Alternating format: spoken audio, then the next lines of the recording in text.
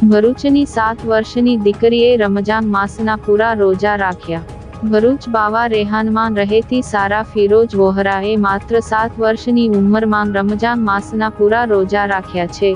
ઉલ્લેખનીય છે કે રમજાન મહિનો બરકતનો મહિનો છે અને સબ્રનો મહિનો છે, એને ખરા અર્થમાં ચરિતાર્થ કરનાર 7 વર્ષની સારાએ એ વાતને સાર્થક કરી બતાવી છે। ફિરોજભાઈ અને સબાનાબેનની 7 વર્ષીય દીકરીએ આખા રમજાન મહિનાના રોજા રાખી એક સરસ ઉદાહરણ પૂરું પાડ્યું છે। તેની સાથે સાથે શાંતિની અપીલ પણ કરી છે અને દેશના હિત માટે દુઆઓ પણ કરી છે।